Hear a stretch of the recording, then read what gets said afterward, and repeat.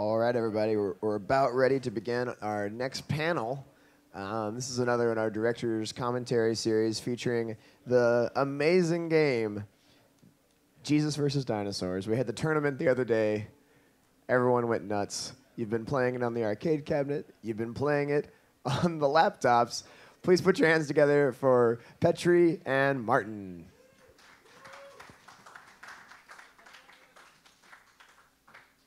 Hello, everyone. Can we actually get the screen to show on the... Yes, that's good. Yay. This is what Petri uses for real, this program. I don't know what's wrong with him. So yeah, we're here to talk a bit about Jesus versus Dinosaurs, and we figured we'd start with... Yeah, what are we starting with? A bit about us? Sure. Do you want to go first? So, my name is Petri, and I'm from Finland, and I made a game called Crayon Physics Deluxe, and that's... Thanks, Randy. And, Yeah, my name is Martin. I'm from the glorious country of Sweden. I made a game called Glorg. It's a one-button dungeon crawler. I know. Do we want to show the video? Sure, why not? So this is the game Martin made.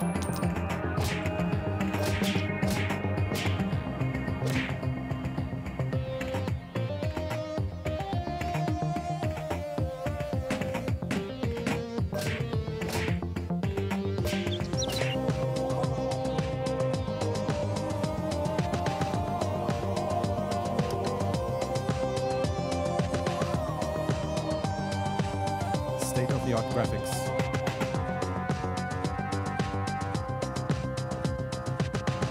Yeah, that's what I made. It's a game about a guy walking around in a dungeon smashing things. It's a very novel concept. Yeah, and it was made for Gamma, for GDC, the one-button competition, but That's right. didn't somehow, for some reason, get in.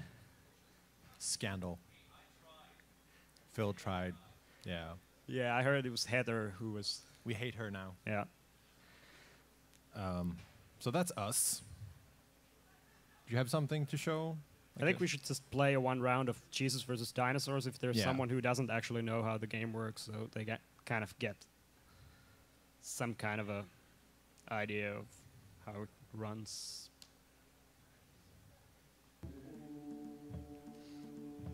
So this is our game, and we figured we're going to play around so everyone has seen it. So I'm playing God here, and trying to build a car that will probably go, hopefully, to the other side of the screen. So we're not actually controlling the cars. All we do is build them, and they sort of drop down and drive on their own.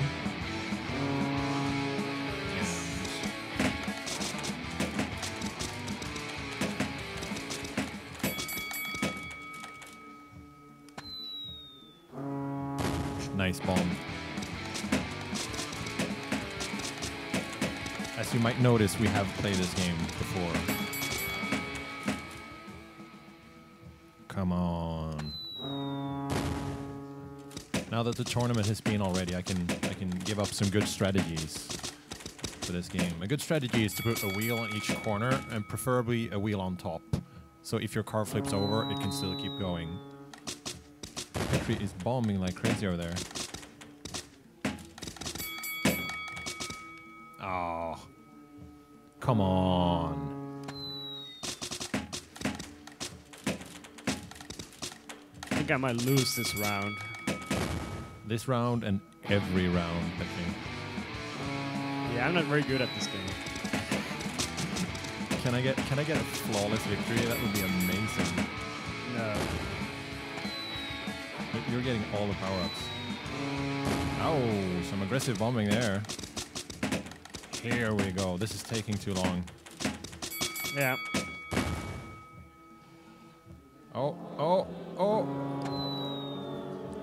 Yeah, I guess that's enough. Yep. I won.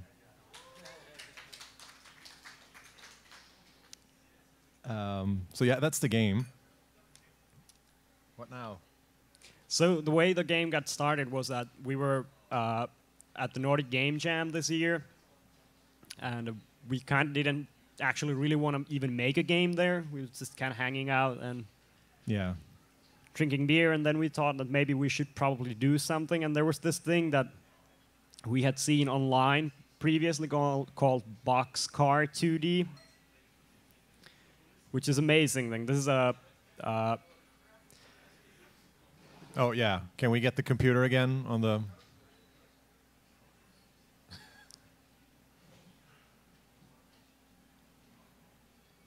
Eventually, hopefully.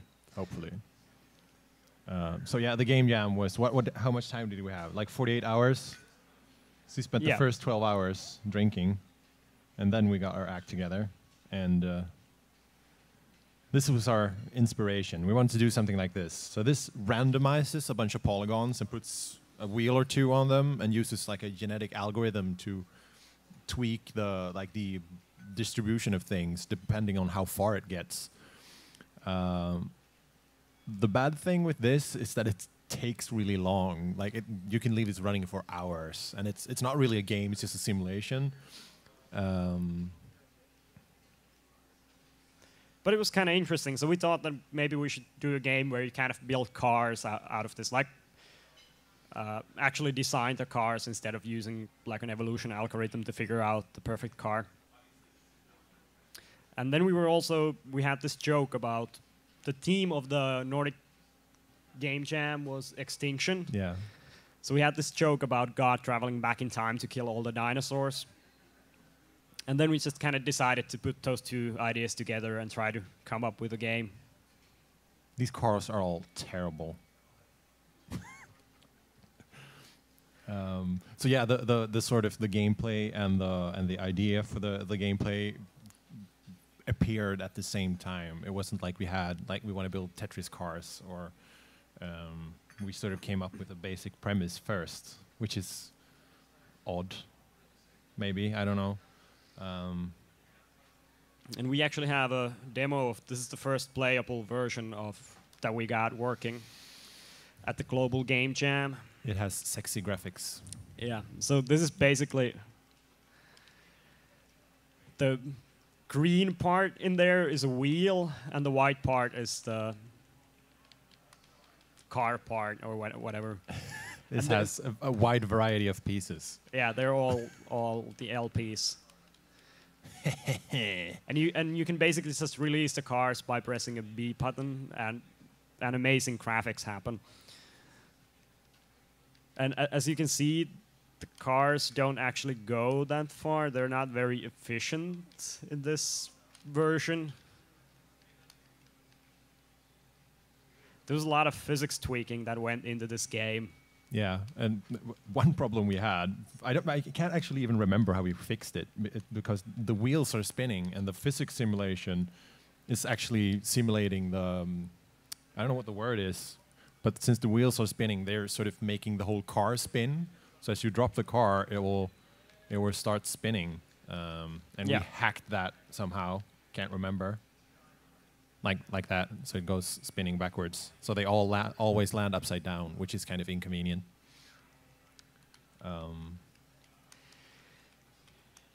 Yeah, but this was we weren't too convinced at this point that this game is gonna go anywhere. But we kind of kept on working on it. Yeah, we had no choice at that time. We were Yeah. committed to this.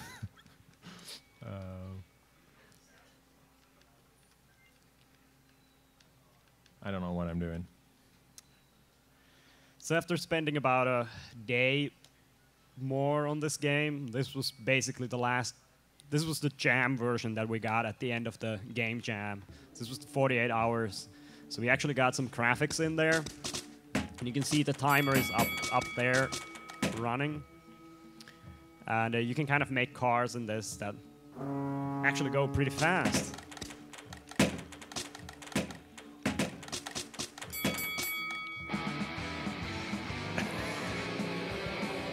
Some of the graphics are kind of last minute. we gotta play an entire round of this, so you can Yeah. show the windscreen. The windscreen's amazing. This might actually have up to like 15. Oh dear. And the other problem you can kind of see happening here already is all the cars pile up in the middle, which ends up in this kind of a battle of no one making scores or scoring anything at all. I'm just gonna stop building now so you can win. I'm gonna give this one to you. If that's even gonna happen. They do go away eventually. Come on! Yeah, these cars are pretty terrible. You can kind of see there's no bombing in this. Like, there's nothing to do while you're basically just building cars and then waiting for the cars to get across. They're coming back in. Yeah. Come on. And part of the reason why this is kind of terrible is that this is a slope. Like the, Yeah, it's like a U shape almost. yeah. So it gathers all the cars in the middle of it, and they don't actually really go anywhere.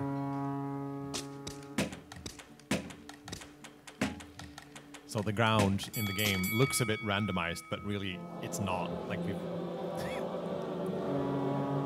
finished at great expense. This is a good strategy for making placeholder graphics. Just make them really, really terrible, and you have to replace them. Petri made this. Yeah. Good work. Yeah, I'm responsible for this. So this was basically what the game was at the end of the game jam, and we were kind of done with it. This isn't actually really that fun version of No. it. It got us third place, I think, in the game jam.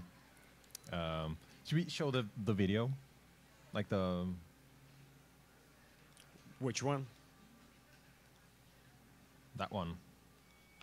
Okay, Petri, tell me about the game. What's the game about? Our game? Yeah.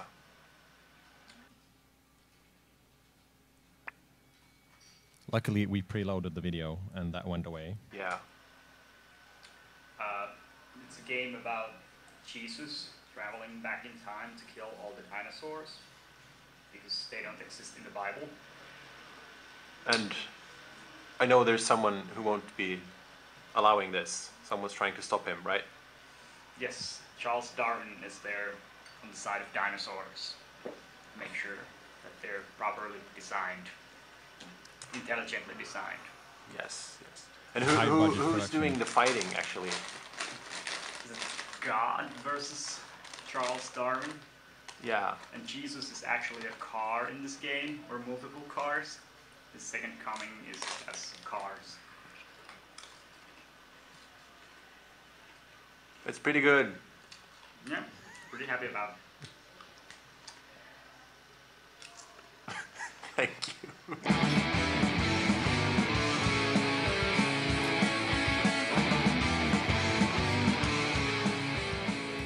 Very high budget production. You draw the logo on the whiteboard and you film it. That's how you do. What are these related videos? I have no idea. So we weren't convinced that the game would actually be worth spending time on it. But then Douglas Wilson from Copenhagen Game Collective thought that the game is really good, and he was organizing this party at GDC called Kill Screen versus Scandinavia, and he wanted our game to be there. So, And we were like, what? What's wrong with you? so we decided to spend like a week more on polishing it and trying different iterations, and that's where basically all the bombing and the better graphics and everything. Pretty much everything that's in this version is what we made for the kill screen one. Yeah, and there was actually a pretty good reason why we weren't that interested in spending more time on this game, and that reason is basically there's no audience for multiplayer games like versus games. There is an audience, but it's super tiny, and it works really well here in a place like this and nowhere else, which is sad. Yeah, yeah, and that's basically I think the reason why Doc kind of wanted more to show the game more, because he's kind of been working on multiplayer games as well. Yeah. Should probably show a game that I think is is excellent. This is the game that won the Nordic Game Jam the year we were. This is game Duck and a bunch of friends ended up making. So they made this at the same time as we were making Jesus vs. Dinosaurs.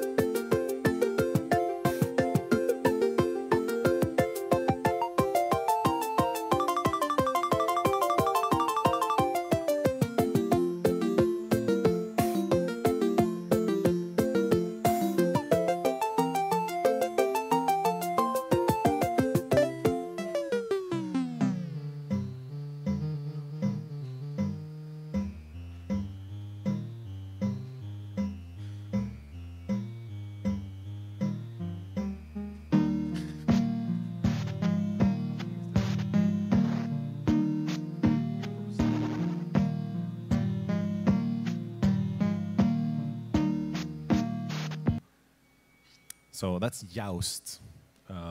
You play it with PlayStation Move controllers, and the object of the game is to sort of protect your own controller from being bumped by the other players, and you need to bump their controller. It's really good, and if you ever get a chance to play it, do. Yeah, but unfortunately, It has the same problem. Like, there's no... there's no one is kind of like, you can't quite sell this game, or you kind of could sell the game, but not really. Like, you have to get on PlayStation, PSN market, and I don't think they're... And I don't think anyone has more than maybe 1 or 2 Move controllers, and this needs like 6, which is kind of expensive for something you'd play rarely.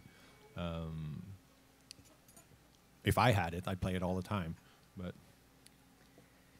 Yeah, so that's the reason why I think the festivals are kind of great. That's kind of creating more multiplayer games, is basically these festivals, because you can kind of create a multiplayer game and submit it to a festival or a show, and it will get people to play in, and it works really well. But unfortunately, you can't quite make money out of these multiplayer games because the audience is too small, and yet, or still. Yeah, it's still maybe one day.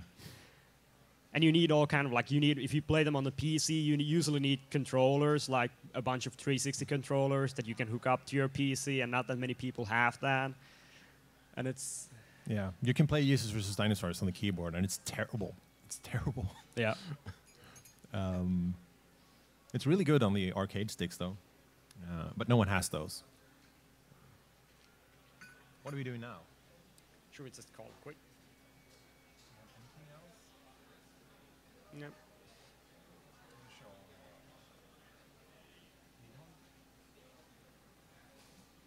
So yeah, the other game that kind of inspired us to do... Oh yeah, this is a picture from the kill screen party. We dressed up. So this is me as a dinosaur. And this is Petri, representing Jesus. All very serious business. And another game that sort of inspired us to make a versus game in the first place was Nidhogg. See if we can find a video here. This won the Nuovo Award at IGF, right? Yep. Messhoff.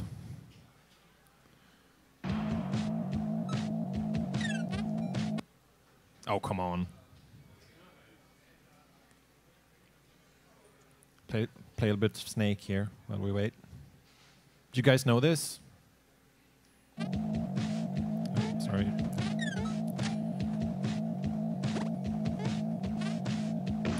So this is yet another versus game that has the exact same problem. Like, there's nowhere to put the game like this right now, which is sad.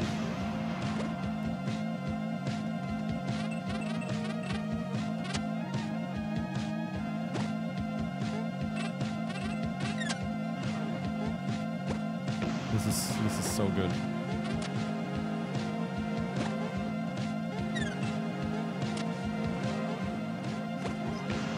Yeah, we can show. Should we? So we've been experimenting a bit with Jesus versus Dinosaurs and trying to figure out what to do with it. So I was bored one day, so I made this. Hopefully.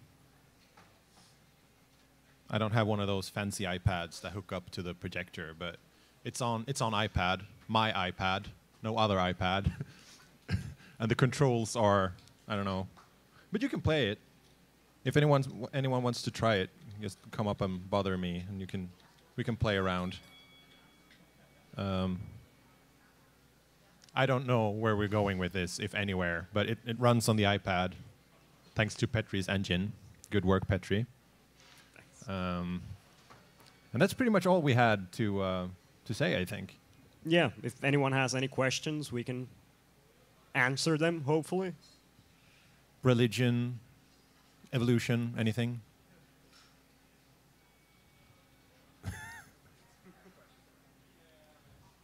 Yes. Randy?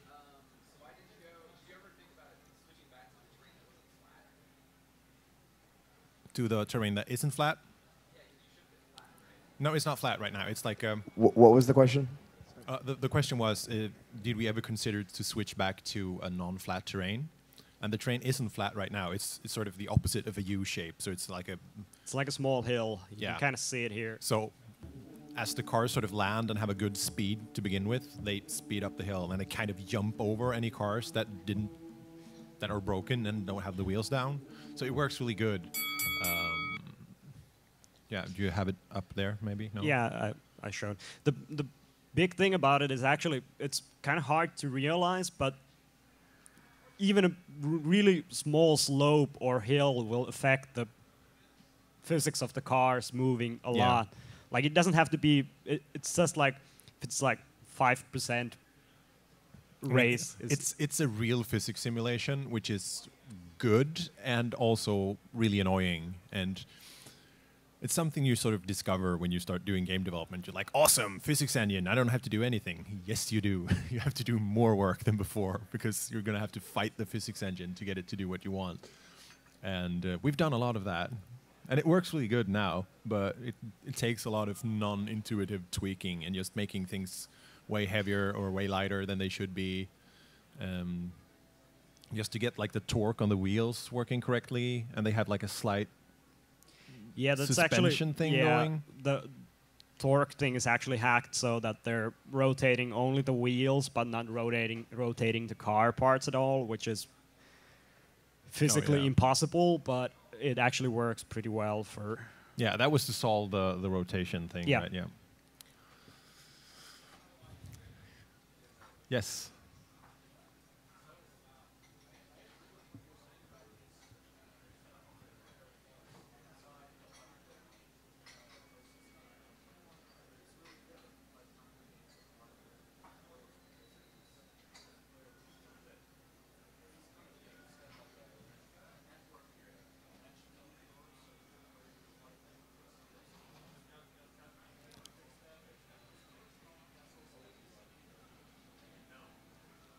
I didn't hear. So the question was, would like because these versus games that we showed are all like versus games where you actually play them on a computer at the same time. So would like automatic matchmaking and networking fix part of these problems? And I think maybe to a degree, like you can get a bigger audience that way. Like I think Spy Party is doing pretty well with like using matchmaking and probably finding a good audience because of that.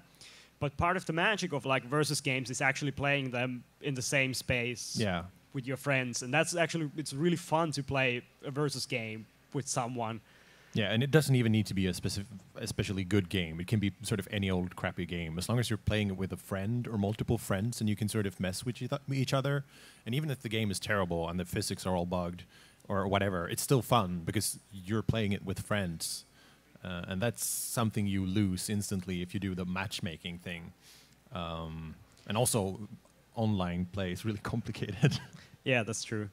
But I think one of the solutions to this could actually be to do a game that you can kind of play online or co-op or hot seat as well. So Yeah, but I think that puts like larger demands on the game to be like a more, I don't know, a meatier game with like more stuff in it, like a strategy game or like something that slightly more complicated. yeah, Jesus versus Dinosaurs is kind of very party game-like. It's got this a huge amount of randomness in it.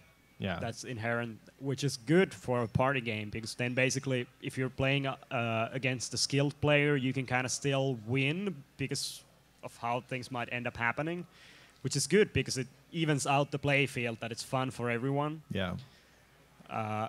But if you want to make a good competitive game, multiplayer game, you want to take all that randomness away and make it so that it's very, very skill oriented, and the only thing that really matters is the player skill.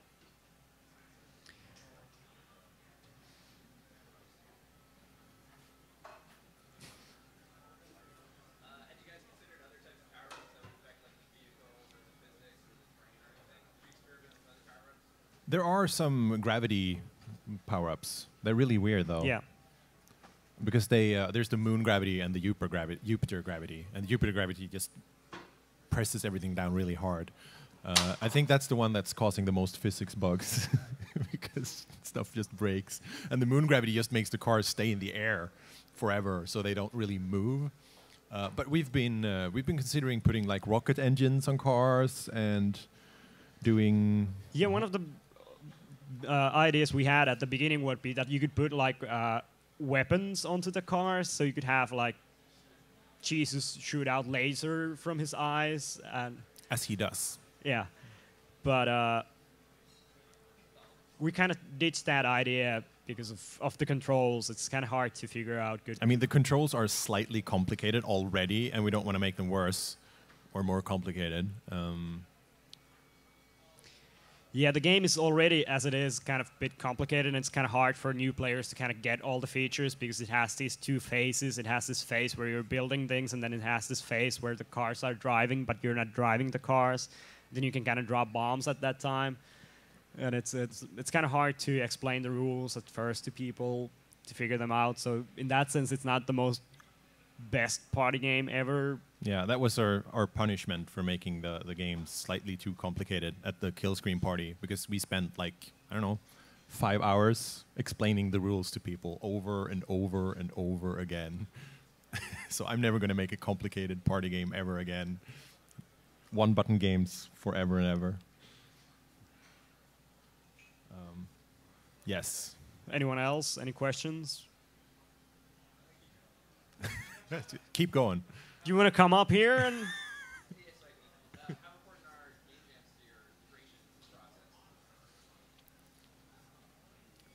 The question was, how important are game jams to our creation process? For me, it's mainly like I, as probably most everyone else, have a problem with finishing things because it gets really boring. The last sort of 10% are terrible, even though the last 1% is where it gets really good. But it's really hard to get over that last bump. So you tend to get this huge pile of like unfinished projects. But when you go to a game jam, it's okay. You can start another one because it's a game jam. And that's what I like the most. Yeah, it's kind of fun because you end up usually going to a game jam and not having like a game idea you want to do, and then you come up with something else at the end of it. You like just, oh, that came out, and I never thought I would ever make that in my life. Yeah. And it can kind of be like really bad, but it's okay because it's a game jam. The biggest problem I have with game jams now is that I can kind of make a game jam game on my own at home. So if I travel across the world to a game jam, I'm not that interested in... Yeah, it's very different since like before I was just an employee working at some company doing web dev. When I quit my job and became, I don't want to say indie, but like running my own company, I can have a game jam any day. And so that sort of lost its magic. And it's a bit annoying, as you say, sort of travel the world to some other place, and all you do is sit in front of your computer for 48 hours, which is eerily similar to what you would do any other day. I guess. Yeah, and if you and if you actually want to come up with a good game at a game jam, you actually have to put the hours into it. You have to really focus on making the game. You can kind of make like a like we did last time at No More Sweden. Me and Eric Sweden, we ended up making a card game that's a drinking game and a stripping game at the same time. And then we organized a playtesting session for that. And there might be another playtesting session. Yeah, we could organize a playtesting session today for that game.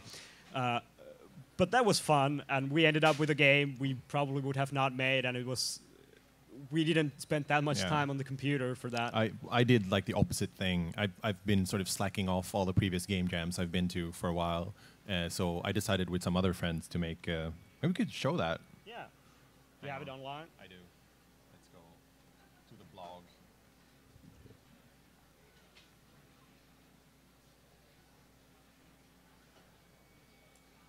So we decided to make a proper game, and it was one of those like stay up until 6 in the morning and realize there's no point in going home and sleep because your presentation starts in an hour type of deals. So the game is Muchachos. It's inspired by, I have to show you this. It's inspired by this video. So this is a mariachi band serenading a beluga whale, which is just amazing in its own right. So I brought 2 friends to the game jam who don't normally go to game jams, and I was like, we're making this game. We're making a game of this right now. So we did. This is what it looked like to begin with. And, oh, here we go.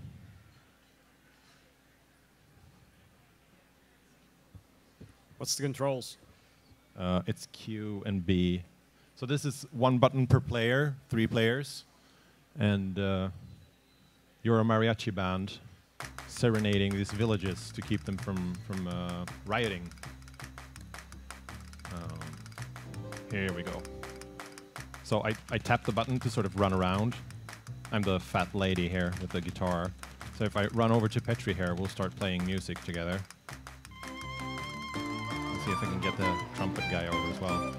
Whoops. And if I run too fast, I'll stumble and I drop my instrument. Gotta get this. Here we go.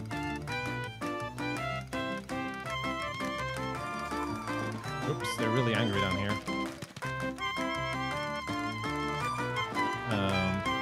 And this is probably not a game I would have made if it hadn't been for a game jam. But this was sort of blood, sweat, and tears. And it's okay, the game. It has nice graphics. That's what you get when you have 1 programmer and 2 guys who have no clue how to program. It's like, just do graphics, leave me alone.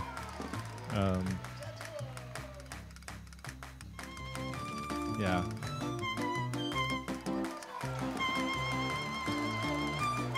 So that's that about game jams, I guess. Yeah, and I'm sort of co-organizing No More Sweden, and which used to be like a traditional game jam, and I'm maybe trying a little bit more than the other organizers to move it over to be sort of more like a, I don't know, not necessarily a conference, but more like a hangout type thing. People get to do short presentations and just meet and talk and not sit all day in front of their computers unless they necessarily want to. I won't stop anyone from it. But focus more on the sort of social aspect and like getting out and meeting other people who make games. Yep. Adam? Have you thought about, instead of doing like video game jams, doing tabletop game jams instead? I mean, it sounds like it promoted drinking and stripping. It sounds good. The question was, I don't know, what's the question? So, have we thought about like focusing on board games At the instead game of jams, They're actually having now at the Nordic Game Jam, they're having a board game track, so you can kind of like get together and make board games, which apparently worked really well It last was kind year. of embarrassing because they were like, yeah, we did 4 games in 4 hours. How are you guys doing? It was like the cactus thing all over again, but they were making like paper cutouts. So that it's faster to do board games because you can kind of tweak the rules on the fly as you're playing and be like, yeah, let's not do this. Let's do this instead or that instead. But also board games, like the cool thing about making a flash game for a game jam is I can put it online when I'm done and everyone can play it. If I make a board game, no one's ever going to play that if I put that online, unless it's maybe a drink and strip game. But yeah, it's definitely a good idea, and it needs to be explored. Yeah, and I think that's actually the board game jam would actually be a good idea because it evens out. You don't actually have to have any kind of skills in order to do game design or do games. Like you can get Yeah, just- anyone can do it, or anyone can learn really quickly, sort of. Yes. Yeah. I hate people who make board games and they suck. You can quote me on that as well. Anything else you want me to say? I can. Which is better, Sweden or Finland? I don't know. Finland. I've never been. Finland won the ice hockey match. I've never been to Finland. Yeah, I guess Finland used to be Sweden. All Finns study Swedish in school for 6 years. Petri is terrible at Swedish. Absolutely terrible. So Yeah, and the Swedish that's our people- version of the cultural imperialism on Finland. Yeah, and the Swedish-speaking Finnish population owns most of the Finland. Like they have their own TV channel, and they're like 4% of the population. And fuckers. We got that country covered. Yeah. It's good too. They protect us from the Russians. It's great.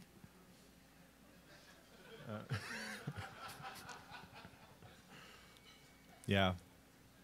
I guess that's it. Yeah. Thank you very much. Thanks.